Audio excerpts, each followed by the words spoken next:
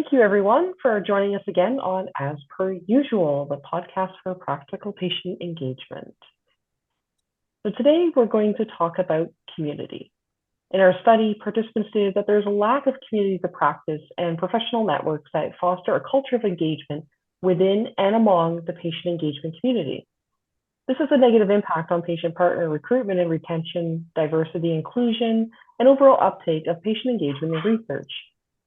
They also spoke of a lack of clarity about existing strategy for patient-oriented research networks and other infrastructure to support engagement. For example, what exists, how to access, roles, and responsibilities, which deters from full utilization of existing capacity to support patient engagement in research. So our study participants had some great ideas about to enhance the sense of community among patient partners and academic researchers. First and foremost, it comes down to awareness again. That is, creating universal awareness about the different societies, communities of practice, leadership groups, and networks that exist within our engagement community. And then also ensuring that these different bodies are unified and interconnected so as to identify gaps in what's missing, as well as to foster that larger scale sense of connectedness. Beyond community, these different societies, communities of practice, networks, etc., could have other important roles as well, such as offering centralized, easily findable, and streamlined support, training, and networking opportunities for all research partners, and helping enhance patient partner recruitment and public awareness of patient engagement in research. Our study participants also identified a need for more networking and gathering opportunities, such as an annual knowledge mobilization forum that is spearheaded by a national platform or established network. Like the SPORE Summit, for example, which some of our listeners may remember. They also highlighted the importance of other regularly occurring events like workshops or webinars that give people the opportunity to interact and learn with each other and forming relationships. In designing these forums, it's important to ensure that patient partners are at the forefront, helping organize, conduct, and lead the activities so as to help continue to establish patient partners and academic researchers as equal partners in the research enterprise. We're all in this together, after all. So clearly, establishing a strong sense of community among all of us engagement folks has a lot of potential benefits. And so we're very lucky to have with us today Alies Maybee to discuss this topic in greater depth with us. Thanks so much for joining us, Alies. Would you care to introduce yourself to the listeners? I'd love to, and thanks so much, Anna and Bryn, for having me here to talk about this. One of my favorite topics, talking about patient engagement and talking about community and relationships, and particularly the Patient Advisors Network, or PAN. So let me start by introducing myself as a person, if you will. There were a couple of things that drew me to becoming a patient partner in the first place. And the first was just the contacts with the health system, which is very often a driver. And the second was a fascination with systems and systems transformation, which I had a lot to do with in my work life. So I first came into contact with the healthcare system in my early 20s when I was nearly crushed in a near fatal car accident. It left me with some ongoing issues. And then since then, I've been accident prone, so I've experienced structural damage. I've got a metal elbow and I've got a ton of metal in my left ankle as well, which I broke just before COVID. And in all these cases, I was glued back together again. And I went to, in some cases, a little bit of rehab or whatever. But I wasn't really thoroughly connected to the primary care system. Nobody paid any attention to the long-term impacts. And there was certainly nothing to do with mental health and the mental health impacts of being as damaged as I was in the case of the car accident. So I thought about that and thought about how the system functions or doesn't, as the case may be. And then the other experience I had was as a caregiver for my mother, My mother was Dutch, and she lived the last 45 years of her life in the Netherlands. And when she was diagnosed with dementia, it fell to my sister and I, living in Canada, to take care of her over there. And we had to learn the Dutch system. And I was really interested in how well the Dutch system worked compared to some of the things I had seen here. So then when I retired, such as it is, I wanted to do something meaningful with my life. And the health system was something that was very important to me. So I approached my local hospital and became one of the first of their first two patient advisors, as we were called in those days, and that was in 2011. So that's how I started my journey. In terms of my work, I have a technology background, and I've designed and implemented large-scale customer relationship management systems in Canada and the United States. And through the 90s and the early 2000s, I did this and went through huge system change and transformation in the sales and marketing area, in particular with people who refused to touch computers, people who got lost their jobs, and the chaos that ensued, and the sort of backlashes and so on. But over 20 or 25 years, that changed. It's now done, and people are accepting of it and, in fact, embrace it. And it really changed their world dramatically. Then you look at the healthcare system, and it's been behind the rest of society in terms of going digital. I knew that was coming. I knew my background would be of value. So I decided to, really get involved in the digital health space as well. So I'm just going to briefly skip ahead to 2020. And I was privileged as a patient partner and a citizen to be a member of the 17-team expert advisory group for the Pan-Canadian Health Data Strategy, which that was in 2020. We released the final report over a year ago now, and it became part of the policy drivers for the current collective agreements between the provinces and the federal government, which made recommendations on how to transform our health systems, in particular around accessibility and the sharing of health data. So I just put that in there because who knew when I started in 2011 that I would have that kind of an impact? But I believe that patient partners can have that kind of an impact, and we need to help each other get there. So that was what I wanted to say there. As a patient partner, I've been involved in pretty much every aspect of healthcare, research projects, policy, service delivery, and so on, but with the focus of digital health and patient engagement, particularly. So because we're talking about research, I thought I would just cover off some of my involvements in the research world. In my very early years, I met a few other patient and family advisors, sort of ad hoc, and one of them recommended me to be the patient advisor on the research management committee of what was renamed the Canadian Frailty Network. And I did that for 5 years. I helped set research priorities, design research calls, establish evaluation criteria, and I evaluated literally hundreds of grant applications. So that was my introduction to the research project, if you will, and my window into the research system.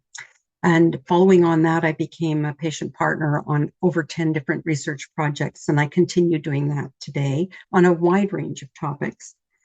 I also trained on the strategy for patient-oriented research curricula, so I could deliver training, and I delivered about 3 or 4 different types of curricula on that, including some of my own. And I worked very closely for a number of years with the Ontario SPORE Support Unit.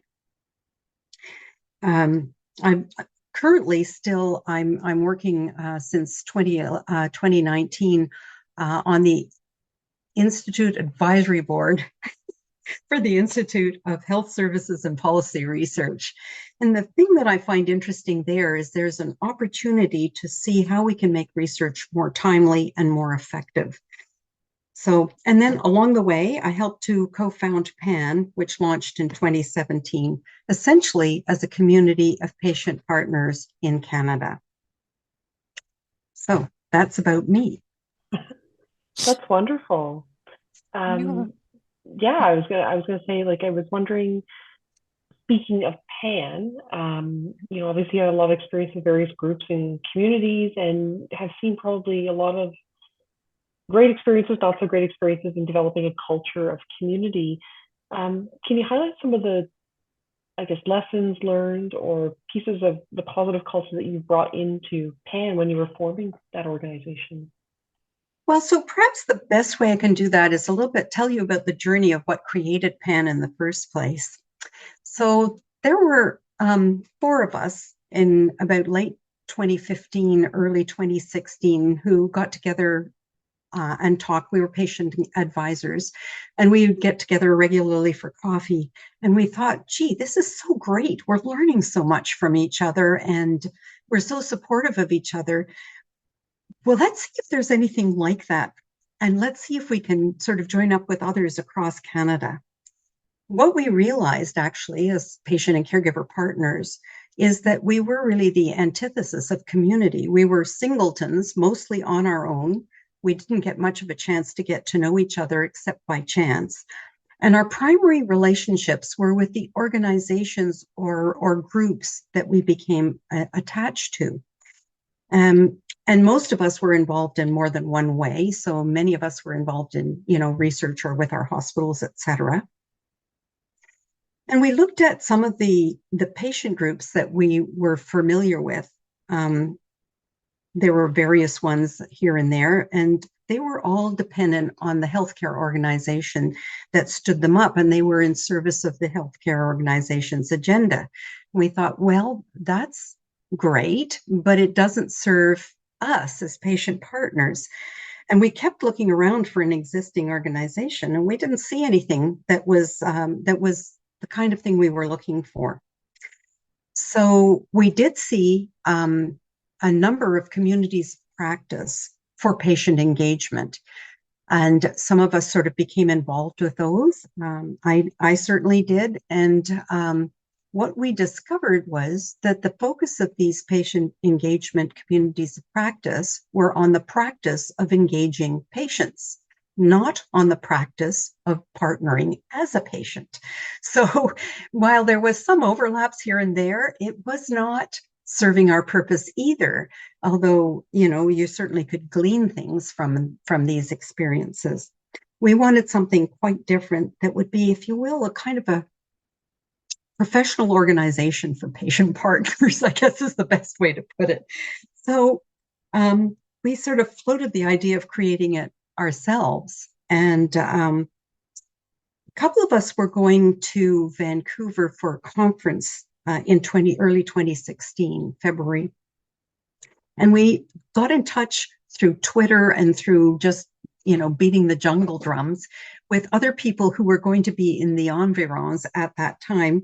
And we decided to get together and talk with them and say, what do you think? Do you know of anything like this? Would you like to do something like this?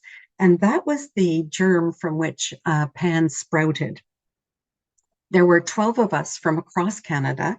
We met over about a period of close to 9 months, and we pulled together what we called the manifesto. And the manifesto was really an encapsulation of who we are, what were our principles, our goals, our values, and how did we want to go forward. And then from there, we launched the website in early 2017 in English and shortly thereafter in French. We decided, though, that, in Canada is such a wonky country. If you want to be national, you have to start that way. I defy anybody to start something in Toronto and try and spread it nationally and be successful. It makes it very difficult. So that's why we started the way we did. It was very deliberate. So our objectives really were to have a community where we could get to know each other, where we could build relationships, where we could learn from each other, where we could discover what makes us more effective as a patient partner. And our second objective was to have a locus for collective wisdom. And we weren't quite sure in the early days what that meant or where that would go. But it ended up, it's something that we're making more of these days, mostly through our consulting arm. So PAN has both a community and a consulting arm. Within the community, we have a private forum for discussion in a safe place. I mean, it isn't a safe place to talk about a disagreeable patient engagement experience when the people who have placed you in that experience are also at the table.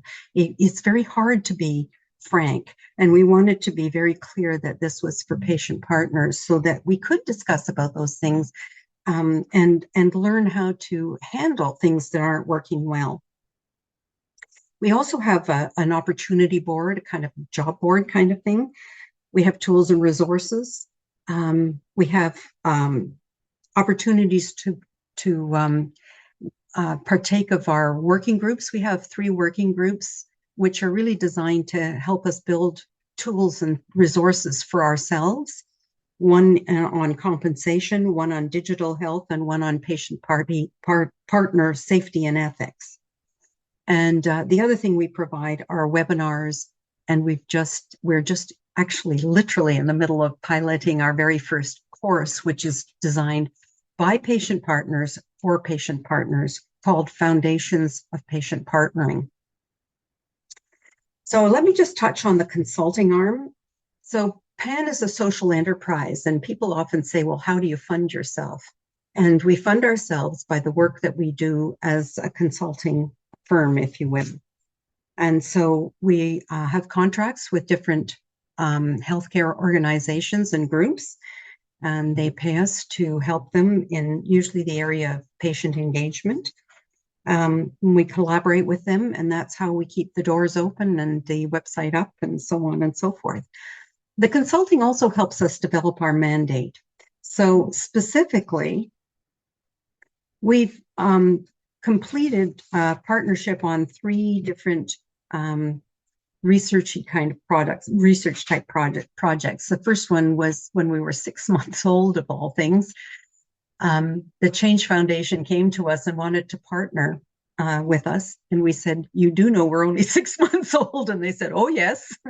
So we did. We worked with them on their research and examination of the market for caregivers. And the result of all of that work that we did led to the development of the Ontario Caregivers Organization, which is a very robust organization that is in operation here in Ontario now. We've also partnered with Audrey L'Espérance from the Centre of Excellence on Partnerships with Patients and the Public to help develop the newly launched Learning Together, the evaluation framework for patient engagement and research, which I think you're both familiar with because I believe that she was on your earlier podcast with the 2 PAN leads, Carolyn Canfield and Marianne Levasseur. So that was a very exciting partnership. The other partnership that we've just concluded is with Julia Abelson for the Canadian Patient Partner Survey work that she did. And it was the first ever real attempt to look at who we are that does this work, what makes us tick, where are we located, and so on. It was a very in-depth study, and PAN had a great deal to do with that. It was also led by Carolyn and Marianne, but there was a PAN team behind their work in all cases.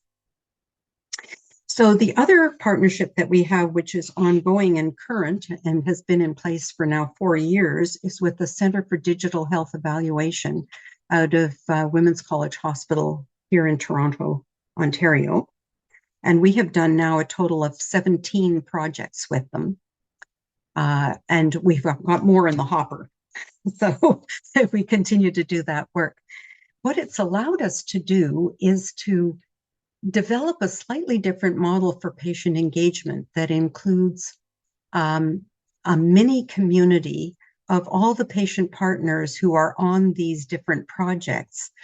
So we're about 20 or thereabouts, And we meet once a month and we share updates on the projects. That was where it started. But what's come from this is a much deeper development of the relationships in the community. So it's like almost like a mini sub-PAN, if you will. And people have learned about each other. We've developed relationships, but we also have learned how to be more effective as patient partners and gained a great deal more confidence in the doing of it. And we've learned subject matter expertise as well. So it's both capacity building, community building, and it was a really interesting element of that model, which we are now doing some work together with the Center for Digital Health Evaluation to talk about the model itself. So those are some of the things that we've done, and we're now looking at 21 opportunities for partnership, most of which won't, of course, come to fruition, but we're hoping to that it will. And there's one other partnership that we have that's very new. CIHR approached PAN and they asked us specifically not for a patient partner, but they asked us for a PAN representative on the SPORE Refresh Steering Committee, SPORE being the Strategy for Patient-Oriented Research. So we have one person on that committee, but behind her sits a council that collaborates with her and feeds her information and, you know, is a bit of a backboard for her for ideas and so on. And we're kind of looking forward to this relationship because it's an organization to organization relationship with CIHR. And it gives us an opportunity also to see, to influence how patient engagement might be going forward, not only through the SPORE community, but all through CIHR itself.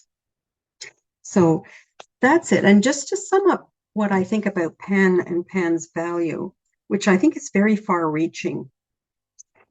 Through the relationships, the networking, the peer-to-peer learning, we have a sense of community and of belonging. And I think that's one important value for those of us who do this work. The other is that through PAN, we can share our collective insights and wisdom, and we're just still experimenting of ways we do that, partly through our consulting, but there will be other ways. And the other thing is that PAN, in and of itself, its presence in the healthcare ecosystem really raises the profile of patient partnering in the ecosystem. So I will close my comments about PAN there. And I know I've taken a lot of time because we do want to talk about other things, but that's the story of PAN and where we are now. And I expect it'll evolve in new and wondrous ways going forward. That's such an amazing story. And to me, just to see the evolution of how it was a few people together, and it's what we talk about, a few interested individuals inspired to make a difference, and then you collectively grew. And something that stands out to me as well through kind of the initial conversations we had here today about awareness. How did you raise awareness for PAN? So part of what I heard you say was that you established it as a national organization, but then how did you, because right now we're hearing that, there isn't that much awareness about the different groups that are there, and so people aren't accessing them. So how did you raise awareness so that you became this powerhouse group?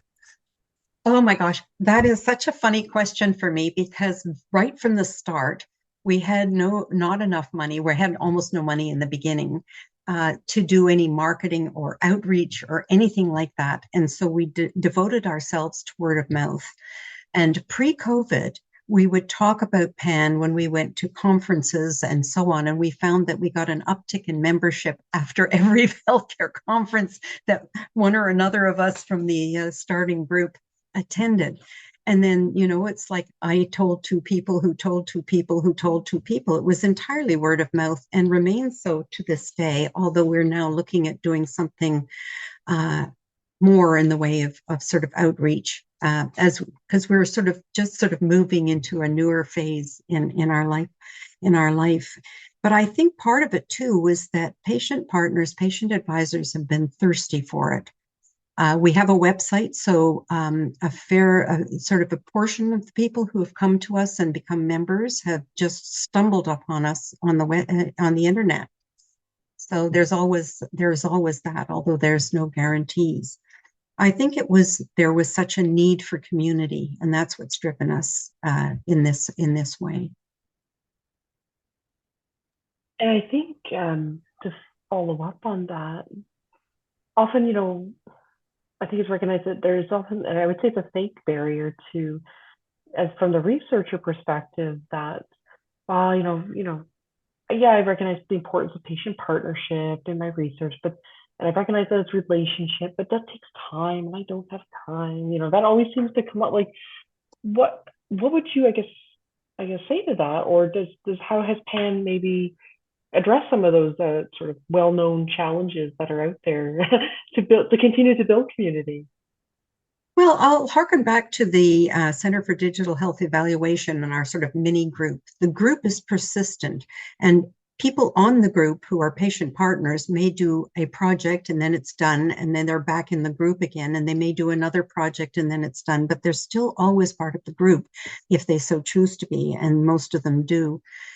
So it's led me to think deeply about that, because the healthcare system, the research project, and research is all about projects, and these are time bound. So when you have something that's time bound, it's very difficult to create, maintain, and sustain relationships, because you're in, you do your thing, and you're out, and you're done, and that's it. And I guess early on in my career as a patient partner, if you will, I remember going to a meeting one time, and during the break, there were two women who were crying. And I said, "Why are you crying?" And they said, "We've been 3 years on the advisory committee, and now our term is up, and we're done, and we're losing everything, all these people that we got to know, and what do we do?" So that got me to thinking about all this business of terms. When you have a council, you have terms, and you're only there for a period of time. When you have a community, there is no term. You're a member for however long you want to be a member of a community. And so I started to think differently about how we aggregate together as patient partners or as colleagues working together, or those kinds of things. But the world of healthcare is not structured to support communities in that way, because it is so much time-bound, episodal, and so on. It's going to take an act of will and a change of how you look at things to actually fund and sustain community. So if you're, to some extent in a hospital, for instance, if they decide to do patient engagement, they will fund and staff that exercise. That could become a community. It doesn't always. In most cases, there's a pool of patient partners known to the patient engagement specialist, but nobody else, right? And the patient partners don't necessarily know each other. They don't necessarily get together unless it's sort of a once a year annual do, if you will. But there's no, generally, I think there's probably exceptions, there's no real impetus to bringing people together as a community informally. We get to know each other over, tea and biscuits, basically. And that's how people get to know each other very often. It's challenging in a virtual environment, but certainly not impossible. PAN is entirely virtual and has been since the start, so it can be done. That's absolutely fascinating, and something that I know I always feel guilty about, and it's something that comes up a lot as well, is not only helping ensure that every team member feels engaged throughout the study when there's lulls, such as maybe when you're collecting data, or I don't know, sometimes recruitment takes a while, but then you're right. When the project ends, everybody gets busy, everybody moves on. But through having this community of patient partners, they still are patient partners and they go back among their community, and then they can be made aware of other opportunities, or even if they're not directly partnering, they can provide feedback and be a sounding board to others. So I think through that as well, we're creating a bigger and bigger critical mass of people who are actively engaged in research and also healthcare transformation. And I think within that, that's powerful. And I'd never really thought about it that way before. Mm. Oh, it's interesting. I want to pick up on two things you said. One is sort of, I've been on a lot of these research projects, and yes, there's that sort of dead zone when everybody's knuckled down doing their analysis. And as a patient partner, you're sort of twiddling your thumbs, wondering if everybody went away or not. And maybe you might have a weekly update email that might just say, still doing analysis, stay tuned. And that's fine. But maybe there's an opportunity to have, even a monthly just get together. How are you doing? What are you doing? Are you involved in other projects? What do you think about, things? Just an informal thing, something that's maybe not even related to the work, but a way of connecting as a group. So that would be one suggestion I would make within the confines of a research project itself. I think within research, the world of research, there are sort of groups of interests that do exist. You have, of course, the communities that arise around condition-specific situations, diabetes, arthritis, those sorts of things. And in those cases, there are people who do get together and know each other and share. But for those of us who don't have that, what is there for us? Can we learn from some of those experiences and create communities for people who just get involved in system research or health policy or things like that? So I think there are opportunities to do it. The question is who, right? Absolutely. And I was one of the things that you had said earlier that I wanted to touch back on is that idea of creating community. I mean, certainly you had to do it on it because it was a national level, but the idea of creating community in largely a virtual environment, a virtual space, and maybe that ties into some of your work with the digital health as well, and understanding some lessons learned from that. But one of the things I've often heard, either in the few occasions I've had to either teach or to have meetings online, is that people talk, it's never the same as it is in person. And I would love to pick your brain about what is it that makes it different in person, and that seems to be so generative of these rich connections in person, as opposed to what we're doing now, which we're having a great conversation. But I would love to be sitting across from you, having a cup of tea and having this conversation, because I feel like there's something extra that we're missing because of that. But you're able to still maintain and generate the successful community. So, I mean, in person is always delightful, but you can read people's body language. You can see where people sit, where they stand, how they move. It gives you a ton of information that just the talking heads don't, and so you get different experiences with people.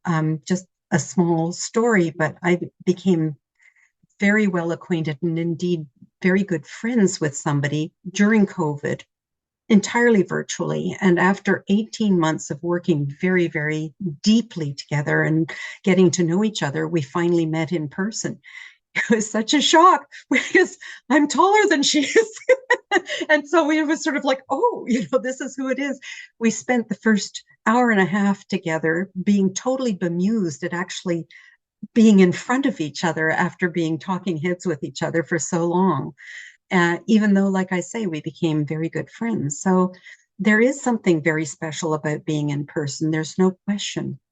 But some of it also that it's the between times. When I've gone to meetings in person, it's the breaks. It's the washroom breaks, it's the coffee breaks, it's the lunch breaks, it's the walking down the hall.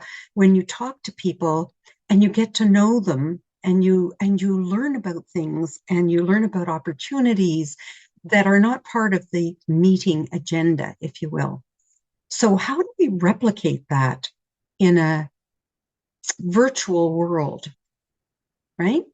You do that by actually allowing for informal chit chat, if you will.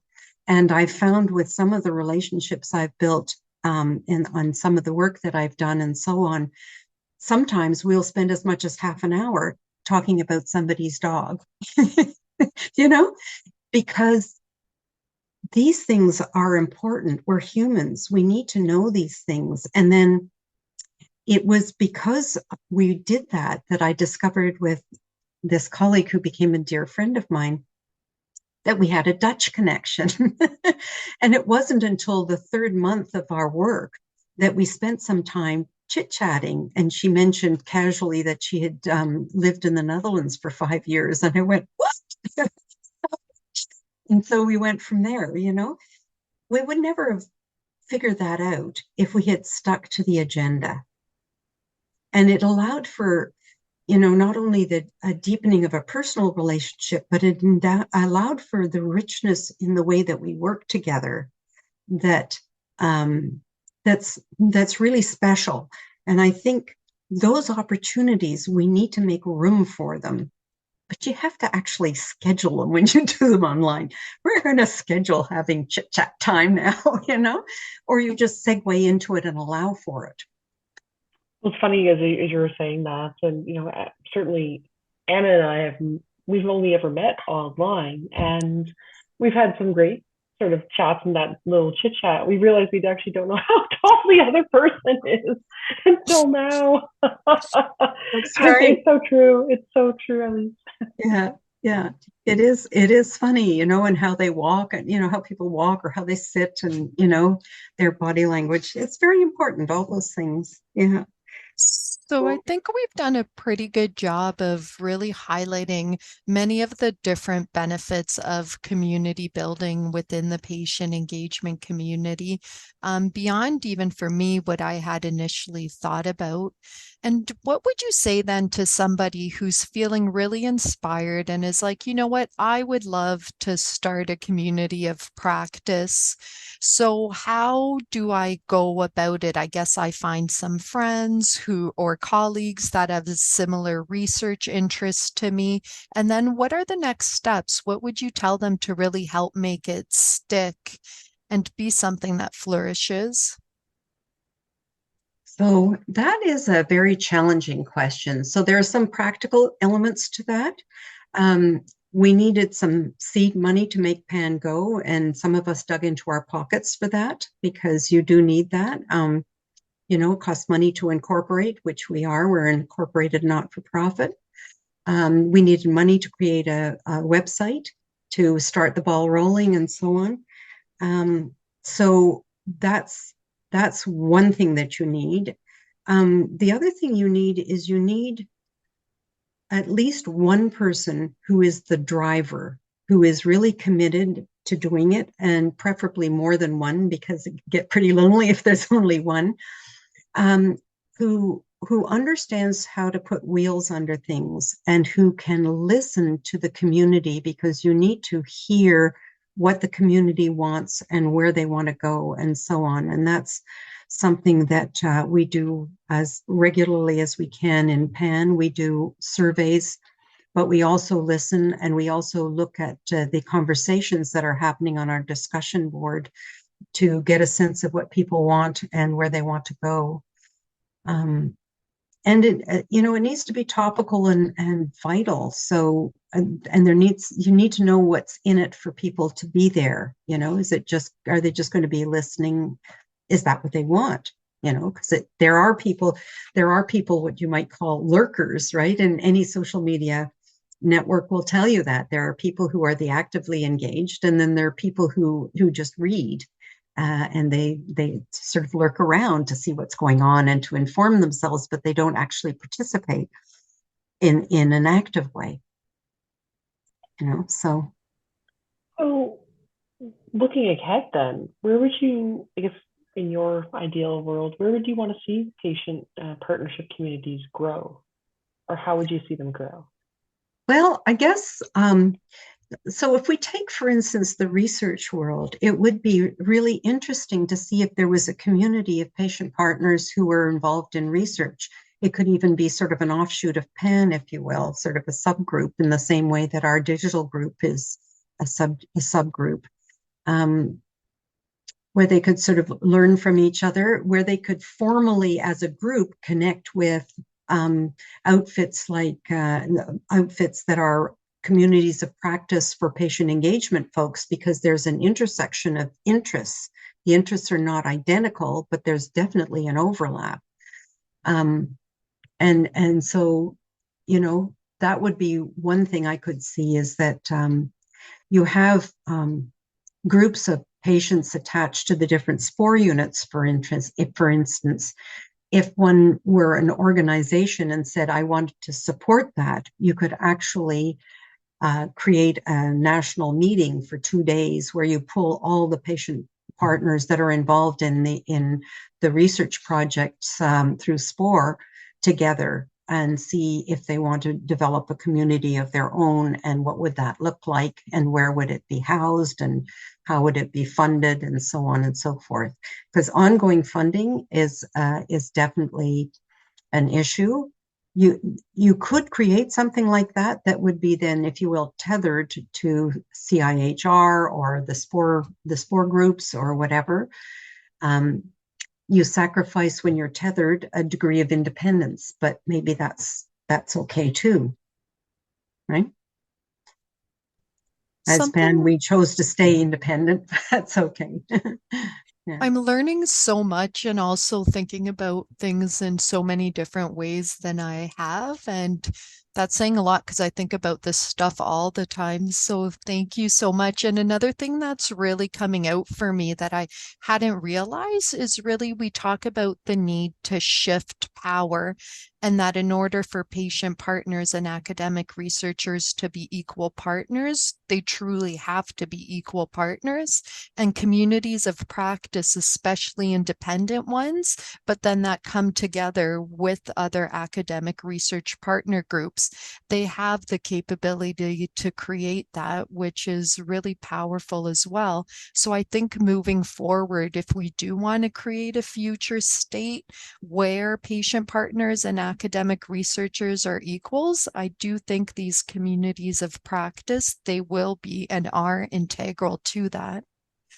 I think that could be very exciting, because we could imagine a community of practice of patient partners in research in Canada who contribute to setting the research agenda, who identify the kind of training they need, because they will know more than anybody else exactly what they need, who set the evaluation criteria for, or some of it, in collaboration with their research partners.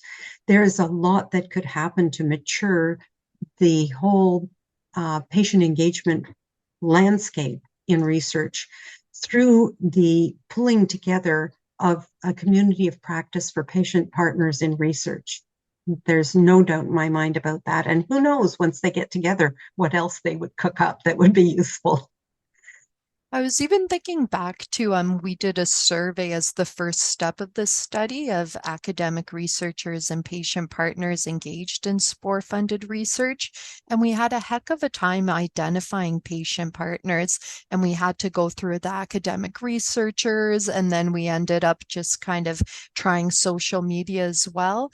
So even things like that, then you could go to this organization that could have their own registry and just help you that way as well. So then again, it's taking that, you have to ask an academic researcher to identify other patient partners. Well, now patient partners, you can find them directly because they're legitimate researchers like academic researchers as well. Right. That's an enormous plus. The other thing is that very often new patient partners or newish patient partners will approach me and any one of my colleagues saying, how do I get involved in research? What do I say? Where do I point them? I've had very little luck, or they have had very little luck being pointed to the spore units themselves, I'm afraid to say. So that being part of a community like that, where opportunities are brought to the community for partnership on projects, would be very exciting. And it would, like basically PAN's structured like that and could function as that, but we are not just for research. So then a last question before Bryn asks our wrap-up one is, so I guess in order to be a member of PAN, you obviously have to be a patient partner. So my question is two-part. One, is membership open to any patient partner? And then for researchers like me who now think your organization is the coolest thing in the world, is it a thing where we can reach out and make you aware of opportunities, or how does one connect basically with your network, whether you're a patient or a researcher? That's another wonderful question, and I kind of skipped over it when I was talking about PAN. So for a patient partner or somebody who's interested in becoming a patient partner, if they go to our website, there's a join button and they can fill out a request for membership. Membership is free. That's one of the reasons why we're happy to do the consulting business, because then we can make sure that it's equitable and that people of who have difficult means can still join and not be penalized for not being economically robust. So that's how patient partners would join us. The researchers like yourself or anybody in any part of the health system who is looking for a patient partner can also go onto our website. We have another form there that's posting opportunities, and you just fill out the form with all the contact information. There's a number of fields that you need to fill out and post it to the community, and then if anybody's interested and they see this, they will respond. That's basically how it works. That's great. And I guess we'll make sure we have all that information on the website, on Substack as well, so that folks can have that quick link to that. Before we wrap up, though, was there anything that you want to make sure that our listeners hear about or learn about the work that you're doing and any of the many projects that you have in irons in the fire? So I think I've covered most of it, really. I think, I just want to quickly touch on the capacity building piece, because a lot of it is peer learning, and community allows for peer learning. So that's another important factor. We all know from our colleagues, when we're on researchers on a research team, you learn, right? You learn from people, and you know who to go to for advice and so on. That's true for patient partners too, if they're given the opportunity to be together and to know who each other is. So I want to thank you so much for this conversation. It's been really interesting. My goodness, our pleasure, Alies, and thank you so much for joining us and taking the time to share about all the wonderful work you're doing. We both really appreciate it. And moving forward, I think for folks is, they can certainly check out the PAN website, and we'll have all the links and resources that you share with us on the Substack. That's where you can also find, if you're new to the podcast, that's where you can find the transcript of today's episode, but you can also find the links to Apple and Spotify where you can listen.